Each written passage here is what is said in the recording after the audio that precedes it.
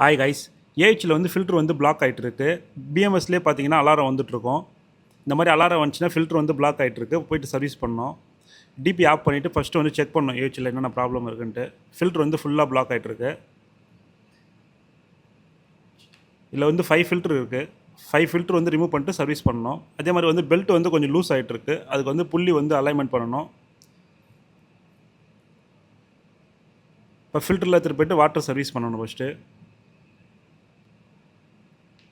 Service பண்ணும்போது பாருங்கள் எவ்வளோ டஸ்ட் ஆகிட்டு இருக்கு பாருங்கள் இந்த ஃபில்டரில்.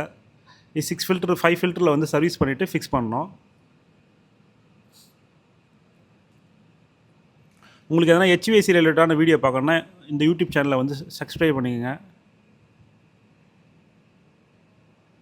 அடுத்து எந்த வீடியோ பற்றி பேசுறதுன்னு சொல்லிட்டு சொல்லுங்கள், கமெண்டில் சொல்லுங்கள். அப்புறம் சர்வீஸ்லாம் பண்ணியாச்சு. இப்போ திரும்ப ஃபில்டர் வந்து ஃபிட் பண்ணோம். இப்போ ஃபில்டரில் வந்து ஃபிட் பண்ணியாச்சு. இப்போ வந்து ஏஹெச் பெல்ட் வந்து எல்லாம் கரெக்டாக இருக்கா செக் பண்ணணும். இப்போ பெல்ட் பார்த்தீங்கன்னா கொஞ்சம் லூஸாக இருக்குது. இப்போ இது கீழே வந்து ஹைட்ராலிக்கில் இருக்குது. இந்த போல்ட் வந்து 2 ஈவனாக அட்ஜஸ்ட் பண்ணணும். நம்ம கரெக்டாக பெல்ட் வந்து டைட் ஆகிடும் நமக்கு. இப்போ ஏஹெச் ஒர்க்லாம் முடிஞ்சிச்சு. இப்போ ஆன் பண்ணி செக் பண்ணோம். இப்போ எல்லாம் ஓகே, எல்லாம் கரெக்டாக இருக்குது. வாட்டர் டெம்பரேச்சர், ஏர் ஃப்ளோ எல்லாம் கரெக்டாக இருக்குது. டிஃப்யூசர் டெம்பரேச்சர் எல்லாம் கரெக்டாக இருக்குது. இப்போ அலாரம் வரல பாருங்கள். இந்த மாதிரி வீடியோ பிடிச்சிருக்குன்னா ஃபாலோ பண்ணிங்க.